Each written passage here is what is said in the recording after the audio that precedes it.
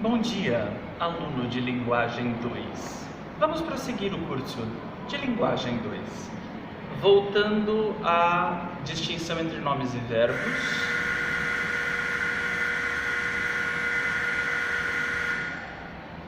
Eu não vou gravar o vídeo de novo só por causa do sinal, tá? Toca o tempo todo.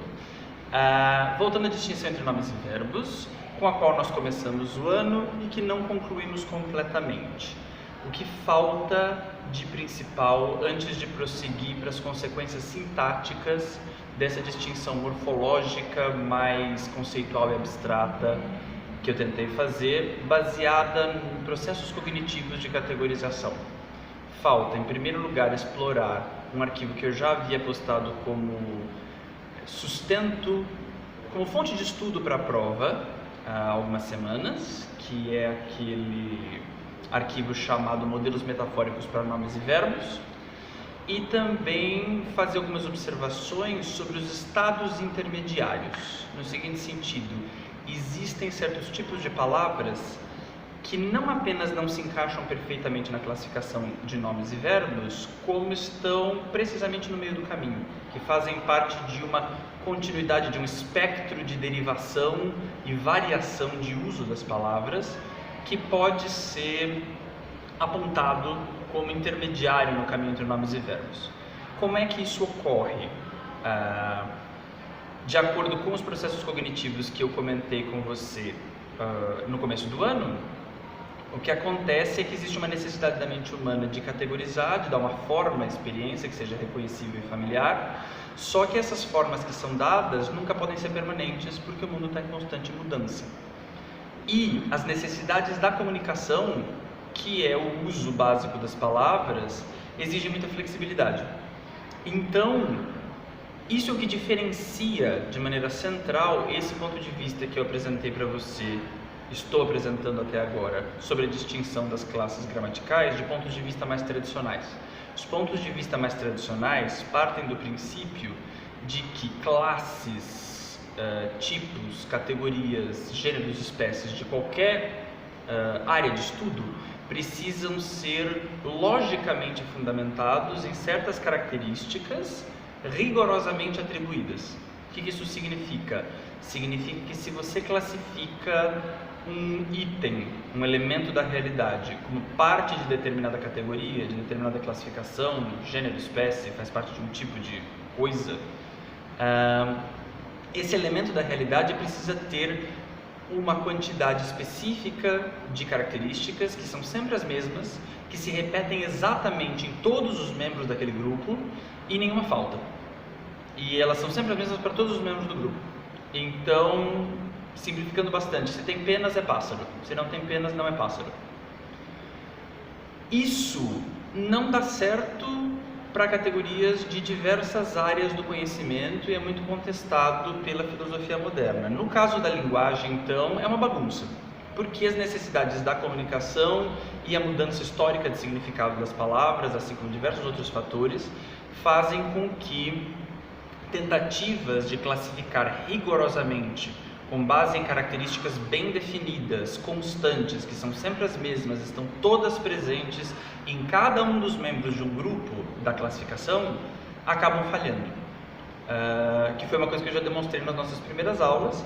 Daí expus ao contrário uma tentativa de explicar, de sistematizar, de compreender de uma forma mais metódica e recorrente como a mente atua, criando as categorizações, as classificações que formam palavras. E daí comecei a fazer a distinção entre um tipo de palavra que é o nome e um tipo de palavra que é o verbo, que interagem entre si o tempo todo, mas servem para distinguir, para discriminar e ao mesmo tempo para destacar semelhanças entre duas formas diferentes de encarar a experiência humana, que são intercambiáveis, ou seja, a maior parte, a esmagadora maioria dos fenômenos com os quais a gente se depara, das experiências da vida humana, podem ser encarados dos dois pontos de vista opostos. Eu posso encarar a mesma experiência que eu vivi como predominantemente nominal e encarar aquilo que eu percebi que me sensibilizou os sentidos, que foi um estímulo que eu captei como uma coisa, ou posso encarar como um acontecimento. Posso chamar por um nome ou posso designar por um verbo. Então, de novo, o mais importante é lembrar, essa distinção entre nomes e verbos não é uma distinção entre as coisas, as experiências, os acontecimentos da vida. Existem coisas, existem acontecimentos. Existe a vida. E daí a gente dá forma de coisa ou de acontecimento conforme as necessidades do momento, inclusive, e certos hábitos e tradições que são incorporados no que a gente chama de gramática, vocabulário, etc. Daí faltava então examinar com mais clareza e especificidade que diferencia uma coisa de um acontecimento. Quando eu escolho ver algo como coisa ou ver algo como acontecimento, o que eu estou fazendo de diferente?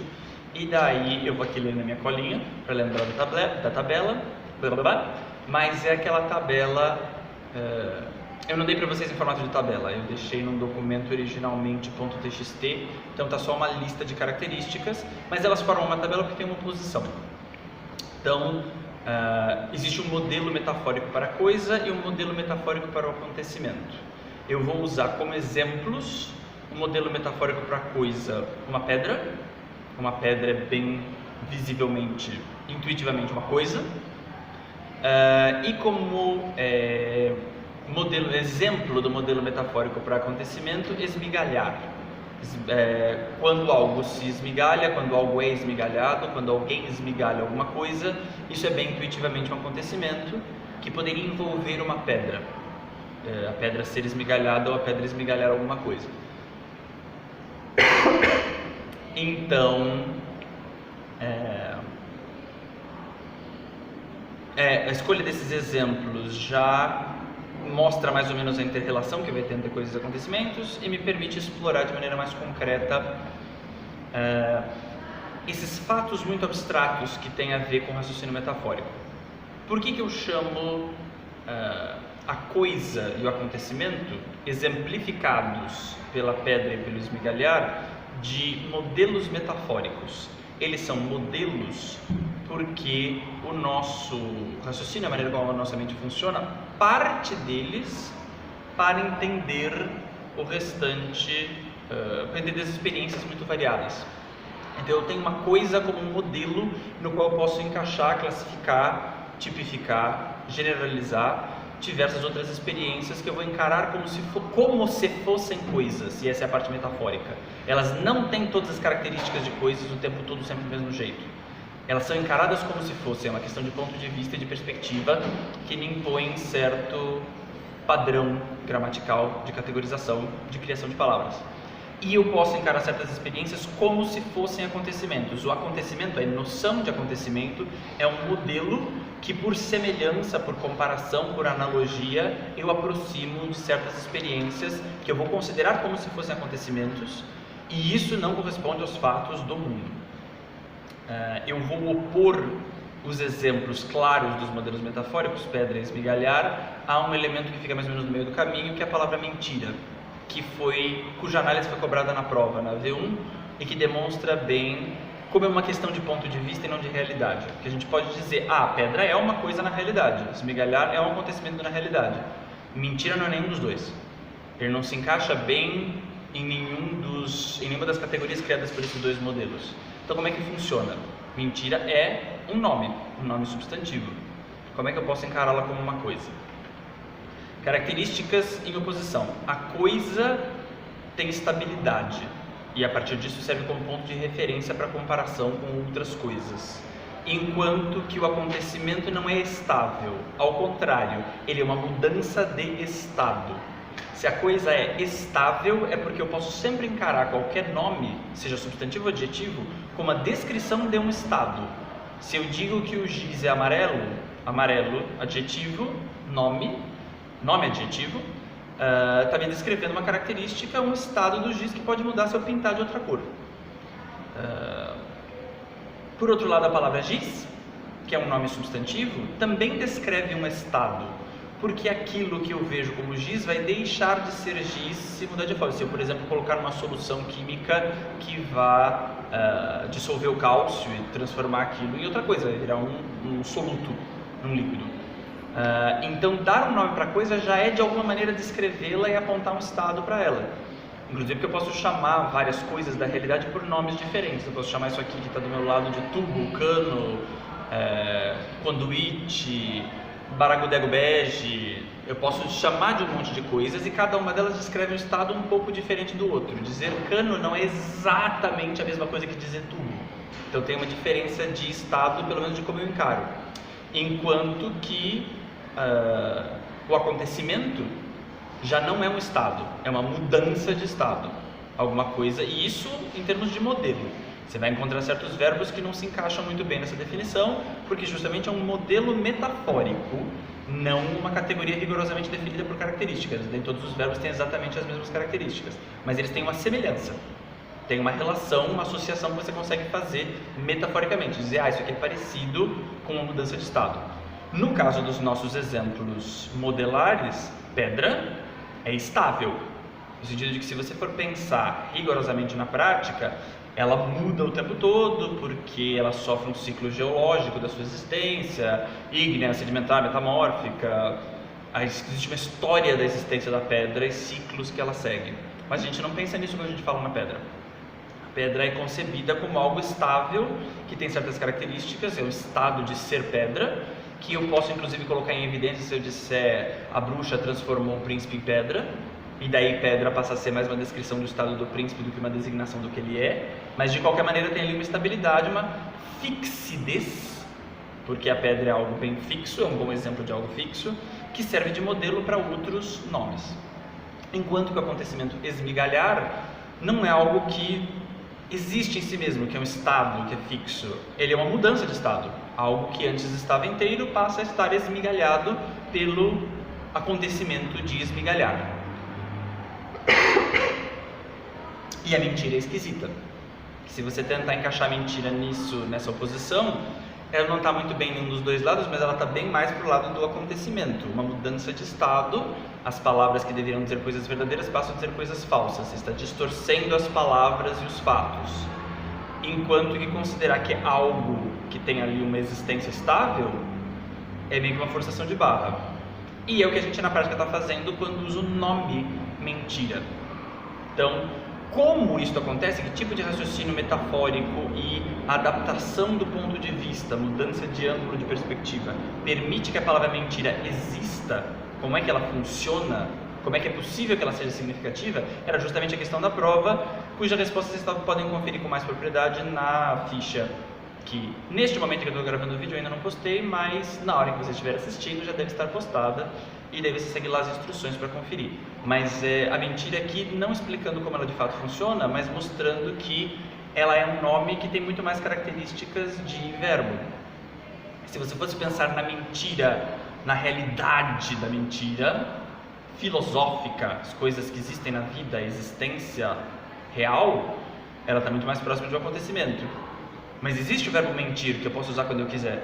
E daí eu faço uma operação mental da minha imaginação, que é conceber a mentira como coisa, como se ela fosse estável e eu pudesse falar dela, tal qual eu falo de um objeto, uma coisa. A mentira é um pecado, isto é mentira, a mentira vai te levar ao mau caminho. Eu uso numa posição que é reservada a um tipo de objeto de coisa. Posição do nome na frase, na estrutura sintática, que tem características nominais, embora sejam características artificialmente impostas pela minha imaginação, pelo meu ponto de vista. Então essa é a primeira característica. Estabilidade em oposição à mudança de estado. Estabilidade é típica da coisa, embora nem todas as coisas sejam de fato estáveis, elas são concebidas como estáveis, metaforicamente pensadas como estáveis, e o acontecimento de uma mudança de estado. Segunda oposição, a coisa exemplar, o modelo de coisa, a coisa ideal, platônica, do mundo das ideias, é composta de substância física. Ela é matéria, ela tem átomos. Ela pode, de preferência sólida, ser modelo mesmo sólido, mas outros estados da matéria também. E isso dá a ela certos limites bem definidos, porque tem uma hora que os átomos acabam e daí você já não está mais ali, não é mais aquela coisa, é o ambiente em torno dela. Que bem perceptível com pedra. Pedra é feita de quartzo, feldspato, mica, seja lá qual for o tipo da pedra que você está vendo, mas você consegue atestar ali quais são as partículas materiais que a compõem. O acontecimento não. O acontecimento não é particulável, não é composto de matéria, não é físico, no sentido, não é material. Ele pode ser algo físico no sentido, e aqui eu coloquei na característica dele, é uma transferência de energia. Ele é composto de energia e essa energia está em movimento. E nesse caso a gente pode pensar em energia física, elétrica, térmica, mas o melhor paralelo é com as energias do campo da mecânica, cinética potencial, que não tem substância nenhuma. Se você imagina a energia térmica, o calor, você pode pensar, é um tipo de fluido que se transfere de um corpo para o outro. A energia elétrica é a mesma coisa, foi considerado durante muito tempo isso, o movimento dos elétrons, tem ali uma partícula. A energia cinética, que é denominada oficialmente pela física energia cinética, energia dinâmica, posso estar confundindo, não é minha área de especialização, vocês veem aí com a Letícia. Com Humberto. Enfim, tem uma energia ali da mecânica, que não é a potencial. Energia potencial é algo que não tem nada de substância, é um conceito abstrato. Energia cinética ou dinâmica, não lembro qual é o termo correto, mecânica, é o movimento em si. É isso que a física define como energia. Tem ali uma força que provoca um movimento, ou um aquecimento, ou uma carga elétrica, mas que provoca um efeito em algum objeto, que é a coisa. Na construção da frase você tem ali o verbo mostrando a transferência de energia, idealmente de uma coisa para outra, sujeito para objeto. Então, a coisa é material, o acontecimento é energia em transferência, que acontece no esmigalhar. Eu transfiro uma energia física para quebrar o negócio, para passá-lo do estado inicial íntegro para o estado final esmigalhado. No caso da mentira, o exemplo é ruim. É só muita metáfora mesmo para impor essas ideias. Você dizer que a mentira é uma transferência de energia pode parecer um pouco forçado, se você está concebendo como energia psíquica, energia persuasiva, energia da vontade, porque eu te convenço de alguma coisa e você passa a acreditar. Mas é muito mais razoável do que considerar que ela é feita de partículas materiais. Ela certamente não é uma coisa física. E ainda assim ela é encarada como se fosse, como se eu pudesse pegá-la, tirar daqui e colocar lá. Passou a mentira para frente, fez isso ou aquilo com uma mentira, desmascarou a mentira. Porque no momento em que ela assume essa forma nominal, essa flexão, singular plural, mentira, mentiras, eu reconheço como nome substantivo, ela está sendo encarada dessa maneira, como se ela fosse uma coisa, que é assim que funcionam os abstratos. Você pega uma ideia e lida com ela como se ela fosse coisa, coloca na posição de coisa na sua maneira de criar ficções e transmitir ideias. Terceira oposição característica da distinção entre coisa e acontecimento. A coisa é imaginada como autônoma. Não existem de fato na realidade coisas nada de autônomo. Tudo está em constante interação com o resto do universo. Se eu pego o nosso exemplo de pedra, a pedra está sendo continuamente oxidada, que ela está em contato com o oxigênio do ar. Mesmo que ela esteja no vácuo, ela tem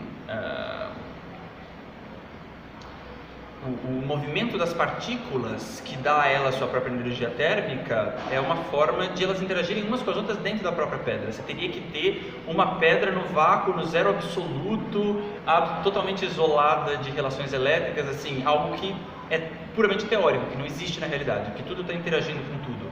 Mas, na hora que a gente dá nome para alguma coisa e concebe como coisa, não é assim que a gente imagina. Você pensa na pedra, ela existe por si mesma. Ela não depende de mais nada. Ela está lá. Enquanto que o acontecimento não. O acontecimento é uma interação. Ele depende sempre de coisas para existir. Mesmo os verbos sem sujeito, como chover, indicam uma interação dos elementos do ambiente, que é muito vaga, por isso que não tem nenhum sujeito, mas ainda assim tem ali, para a chuva cair, as nuvens se aproximam, a água percorre um espaço no ar e assim por diante. A maioria dos verbos que tem sujeito tem ali uma coisa que está interagindo com o ambiente, com as suas próprias características, com o meu conhecimento dela, geralmente com outras coisas no caso dos transitivos, o sujeito interagindo com o objeto. E a designação, a palavra que a gente usa para falar da interação é que é o verbo, que é o acontecimento. Esmigalhar, uma interação entre o agente, aquele que esmigalha, e aquele pobre coitado que é esmigalhado. No caso da mentira, ela certamente não é autônoma na realidade. Ela precisa de um mentiroso para existir e de gente que escute e acredite para existir também. Porque se ninguém escuta, não é de fato uma mentira. Se você pega uma mentira no vazio, é meio difícil dizer que ela seja de fato mentira. Ela se aproxima mais da ideia, naturalmente, ela se aproxima mais da ideia de uma interação entre duas pessoas em que uma está tentando enganar a outra. Mas, isso é o verbo mentir. Ele mentiu para mim. Quando eu digo a mentira, eu estou formando um globo de força psíquica dentro da minha imaginação e dando à mentira um estatuto de coisa autônoma. De novo, eu posso passar a mentira para frente, eu posso transmitir a mentira, eu posso guardar a mentira dentro de mim. E todas as relações com o espaço, que é o nosso próximo ponto, é a quarta oposição. A coisa reside no espaço. Eu posso posicioná-la geometricamente, geograficamente, em ponto no espaço. Pedra. A pedra tem que estar em algum lugar. Se existe a pedra, ela está no chão, em cima da mesa, na estante do Museu de Geologia, vagando pelo espaço, no cinturão de asteroides, mas ela está em algum lugar. O acontecimento não necessariamente está em um lugar. Se eu falo, por exemplo, deixa eu pensar no exemplo que me veio assim de repente. Se você pensa em verbos que expressam, a conjugação do verbo, que expressam atos repetitivos. Ventilador faz muito barulho. Onde quer que haja ventiladores, inclusive em lugares desconhecidos pela humanidade até o momento. Por outro lado, o verbo se define pelo tempo. Você não consegue usar na prática o verbo a não ser que ele esteja conjugado e tenha um tempo. Ou é presente, ou é passado, ou é futuro. Porque você não constrói frases sem conjugar. Existem as três formas nominais: infinitivo, particípio e gerúndio, as quais nós vamos chegar no final deste vídeo. Nossa, já está com 22 minutos. Se couber, né? Vamos esperar que eu consiga baixar este vídeo. Se chegou até você, fui vitorioso. Mas enfim, essas três formas nominais eu vou comentar depois, mas elas já são quase que nominalizações do verbo. Embora elas sejam oficialmente consideradas flexões, elas estão no caminho da derivação, o ponto intermediário. Tanto que elas não têm nem modo nem tempo, na maior parte dos casos nem pessoa, algumas delas nem número. Então a flexão é diferente da normal do verbo. E elas não funcionam independentemente, você só usa os verbos no particípio, no gerúndio, no infinitivo, as três formas nominais, junto com outros verbos conjugados, da esmagadora maioria das vezes. Então é o verbo conjugado que está no tempo que define um acontecimento ocorrendo ao longo do tempo, posicionado numa linha do tempo imaginária, passado, presente, futuro, que define o acontecimento. Esmigalhar, que é o infinitivo, então não é realmente uma forma verbal. Esmigalhou, esmigalhava, esmigalhará, que feio, esmigalha, esmigalhamos e assim por diante. Tem sempre uma marca de tempo ali, porque a coisa se localiza no espaço, o acontecimento se define no tempo. A mentira não ocupa propriamente um espaço. Eu posso espalhá-la pela internet para Namíbia, para Djibouti, para Nova Zelândia, e lá estará ela em toda a sua glória. Enquanto que é necessário um tempo de processamento para que esta mentira se espalhe. Ela é mais naturalmente localizada no tempo, na sua forma verbal, mentiu, vai mentir, do que no espaço. E quando eu nominalizo, digo a palavra abstrata, a mentira, é como se ela tivesse um lugar no espaço. E daí uso um monte de metáforas espaciais. De novo, o exemplo, quando eu passo a mentira para frente, é como se ela fosse um objeto físico que se desloca no espaço.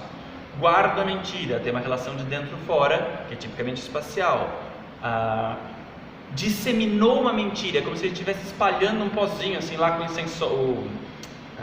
esqueci o nome do negócio que o padre usa para espalhar água benta, aspersório, na missa, jogando assim, mentira em cima de todos vocês.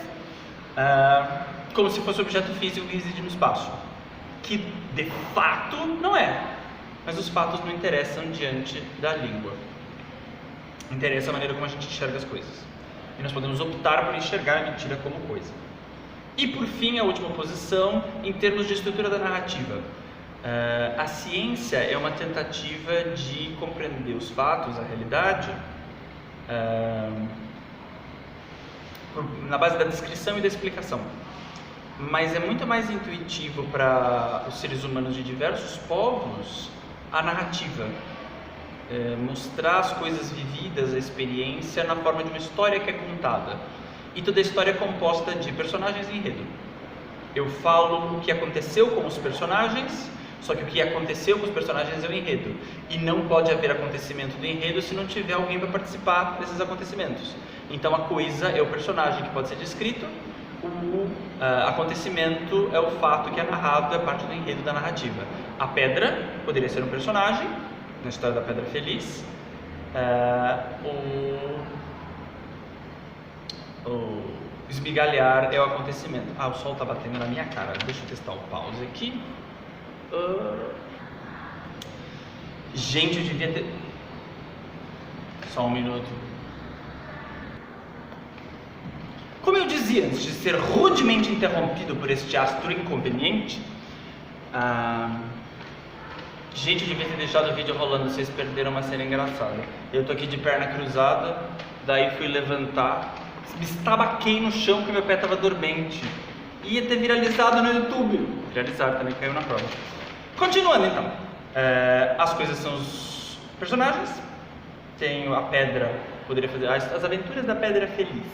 Se eu personifico a pedra, mas mesmo assim, se eu poderia contar uma história muito louca sobre uma pedra que fez parte de uma muralha e depois foi atirada em revoltas e daí passou a ser um altar, e a história da pedra, ela seria o personagem. Ela certamente não é um acontecimento, ela não é o enredo. Se eu digo por outro lado esmigalhar, a pedra, parte da história da pedra, a pedra esmigalhou a taça. Eu esmigalhei a pedra na mão, mostrando toda a minha força de poderoso Hulk. Copyright by Marvel Comics. Esse é o enredo. E a mentira é tratada como se fosse um personagem. Quando eu uso o nome mentira, eu conto as coisas que aconteceram com a mentira, eu descrevo a mentira, eu coloco em narrativas. Enquanto quando eu uso o verbo mentiu, é algo que o personagem fez. Então essa é a oposição entre nomes e coisas, entre nomes e verbos, que designam coisas e acontecimentos, mas designam metaforicamente, que significa que você não vai encontrar, na grande maioria dos casos, todas aquelas características ali bonitinhas do mesmo jeito. Você tem que sempre fazer uma associação que tem a ver com imaginação e que muitas vezes é artificial. A geração de nomes abstratos a partir de verbos funciona desse jeito, é um mecanismo de derivação em que eu pego algo que é intuitivamente encarado como um acontecimento e faço um procedimento mental, imaginativo, de encarar como se fosse coisa e botar na frase numa posição de coisa. Então, ligando diretamente com esse processo de derivação, o que a gente encontra? Que deve estar, neste momento que você está assistindo o vídeo, na forma de esqueminha ali como arquivo para você baixar e observar. Eu estou visualizando aqui o arquivo o esquema na minha frente. Eu tenho no extremo, que eu coloquei em cima, eu não vou discutir isso. Eu tenho no extremo o verbo ideal, modelar, estereotípico. O exemplo básico de verbo, esmigalhar, por exemplo, ou outro verbo qualquer que tenha todas as características bem determinadas de acontecimento, cujo modelo cognitivo é o do acontecimento, o modelo formal, a forma esperada dele é conjugada e transitiva. O verbo mais característico é aquele que aparece em qualquer uma das suas formas conjugadas e é a transferência de energia de sujeito para objeto. Então os verbos transitivos são mais centrais, são modelos para outros verbos, para o funcionamento de outros verbos. A gente vai desenvolver mais isso no estudo de sintaxe, mas esse é o ideal. Então aqui em cima está o verbo como no modelo de um acontecimento numa forma conjugada e transitiva. E aqui embaixo, à direita, e o fato de estar à direita tem um significado. Essa é a minha direita, tá, gente? O nome, cujo modelo é um substantivo concreto bem definido, a pedra. Por que a direita faz sentido? Eu disse, existem palavras que são mais designatórias, que simplesmente funcionam como rótulos. A ideia seria de substituição. Eu preciso falar de uma maçã. Em vez de eu mostrar a maçã para a pessoa, eu digo a palavra maçã. E daí, na imaginação dela surge uma maçã, ela tem ali uma substituição da coisa pela imagem da coisa expressa na palavra. Enquanto que do lado esquerdo, você tem palavras que são mais descritivas, no sentido de deixar explícitas as características que categorizam aquilo que está sendo designado. Eu posso designar simplesmente por rotulação. Existe uma palavra cujo significado é trazer à mente a imagem de membro daquela categoria, e existem palavras que são mais descritivas, que me dão as características dos membros da categoria. A partir disso eu imagino. Os nome exemplar fica bem nesse campo da designação, seria o nome próprio, por exemplo, que a gente geralmente não para para pensar no que significa o nome de cada indivíduo. Eu me chamo Amanda, que significa aquela que merece ser amada. Tá, mas quando me chamam, Amanda, vai lavar a louça. Ai, que machista, né? Amanda, vai jogar futebol. Eu não paro para pensar que eu mereço ser amada, eu estou sendo só chamada. E por outro lado, então o nome exemplar fica mais aqui. E daí? O que você tem aí no seu esquema que deveria estar diante de você enquanto você assistir esse vídeo? Do nome, me afastando um pouco na direção do verbo, algo que se assemelha mais a um acontecimento, que ainda é predominantemente encarado como coisa, mas com características misturadas com acontecimento. Do lado direito, os substantivos abstratos, que foi aquilo que eu acabei de falar da mentira, sofrem um processo de imaginativo que vai concebê-los como se fossem coisas. Então são tratados predominantemente como coisas, embora suas características naturais, existenciais na vida ali sejam mais de acontecimento. E está no extremo designativo. Eu dou um nome de coisa para algo que na verdade é uma ação, é um acontecimento, é um sentimento, seja lá o que for. E aqui à esquerda, o adjetivo, o nome substantivo concreto, que fica mais aqui no cantinho, que é modelo, se relaciona com o adjetivo no sentido que o adjetivo já é mais abstrato também, porque ele está indicando as características, está descrevendo, ele se aproxima de alguma maneira do verbo. Esse adjetivo está diretamente ligado ao particípio, aqui à esquerda.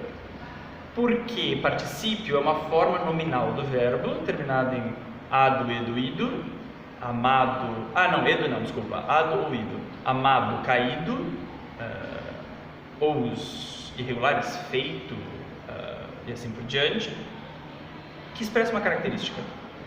Se eu pego o verbo esmigalhar, esmigalhado, é ao mesmo tempo um verbo e um adjetivo. O particípio funciona como adjetivo, então ele tem um poder descritivo que mostra as características de algo que sofreu a ação do verbo que está lá em cima, que é o verbo que é a origem dele, então está no meio do caminho. Tem uma característica tanto verbal quanto nominal.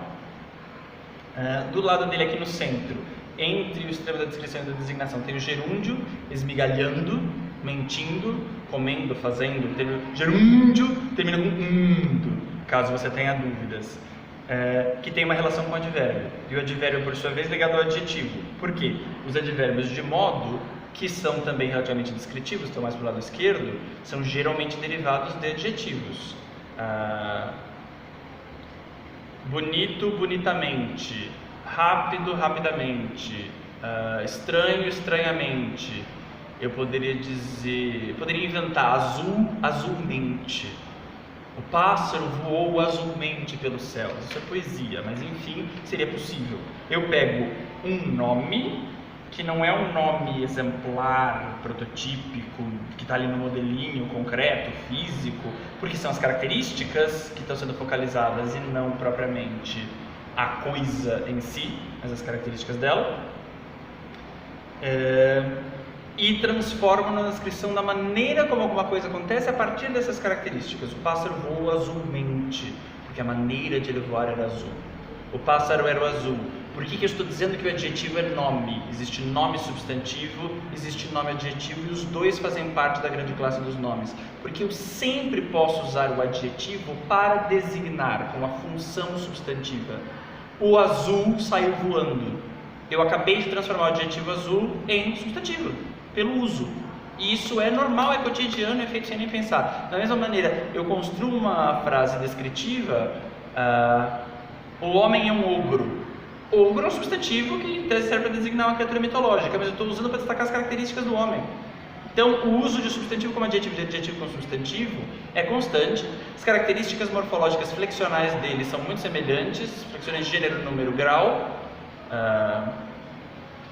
Então, é a mesma coisa, na verdade, com duas funções diferentes, com um pequeno deslocamento, que é o que aparece nesse esquema aí. Você tem nomes modelares e nomes não tão exemplares assim, que são os adjetivos que são mais abstratos. Tem uma relação com os particípios de um lado e com os advérbios do outro. O advérbio tem uma relação com o gerúndio, porque quando eu passo um verbo para a sua forma nominal de gerúndio, eu posso usá-lo para indicar a maneira como alguma coisa é feita. Comendo, engordei. Engordei por causa da maneira como eu comi. Tem uma relação de causa, mas também uma relação de maneira. Caminhando, chegamos ao nosso destino. Mesmo quando você usa como verbo auxiliar, Chapeuzinho foi andando pela floresta. O que a Chapeuzinho fez? Foi. Como? Andando. Essa é a origem do verbo composto. Você junta um verbo conjugado que indica uma ação com a maneira como essa ação foi feita associada a ela, e a gente encara como uma ação composta, mas o gerúndio também pode ser usado. Minha amiga entrou gritando, e daí a associação do verbo entrou não é considerado auxiliar, o gritando é a maneira como ela entrou. Então o gerúndio é uma forma de um verbo que já está sendo quase que derivada, embora seja considerado uma flexão. Aliás, está aqui no centro, o verbo exemplar ali, acontecimento conjugado, você bota numa forma nominal, paralisa, já está se aproximando da estabilidade nominal, por isso chama forma nominal, e usa de uma forma adverbial, que tem uma ligação com o adjetivo, que tem uma ligação indireta com o substantivo. E por fim aqui o infinitivo é o mais simples. Infinitivo é uma maneira de transformar um verbo em substantivo plenamente regular, porque eu posso dizer a mentira é feia, ou o mentir é feio, que é mais pedante, é mais culto, é menos usual, não é português corrente, mas acontece o tempo todo. Estudar é muito importante. Estudar está na posição do quê? De sujeito. Ele é o sujeito do verbo ser. Então está funcionando como substantivo.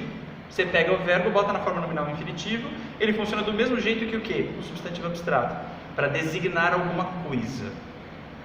Então, espero ver dúvidas por escrito de vocês no fórum. Eu ainda não defini neste momento em que eu estou gravando quando é que eu vou cobrar essas coisas, como é que eu vou avaliar, porque é provável que eu aplique a V3 online. Mas usem o tempo que vocês tiverem para pensar sobre essas questões, assistir o vídeo, formular dúvidas, e lembrem-se que esse sistema de aula à distância exige muita iniciativa, porque senão você se perde e acaba fazendo outras coisas na internet. E para você realmente conseguir entender essas coisas tão abstratas que a gente está lidando, seria bom você começar a fazer experimentos, tentar entender isso na prática, no sentido de como eu poderia, por exemplo, pega um texto que você conhece e tenta mudar as frases, a construção das palavras, para assim, se eu fizer esse processo de derivação, mudar esse verbo aqui para outras formas, como é que a frase inteira se altera e que tipo de sentido diferente eu dei. Essas são experiências legais, mas em termos formais eu só vou cobrar isso depois. Eu ia dar um abraço para vocês, mas como isso pode transmitir vírus, o correto é vírus, gente, foi uma piada. Como isso pode transmitir vírus, não vou dar um abraço. Cumprimento de cotovelo para vocês. Tchau, tchau.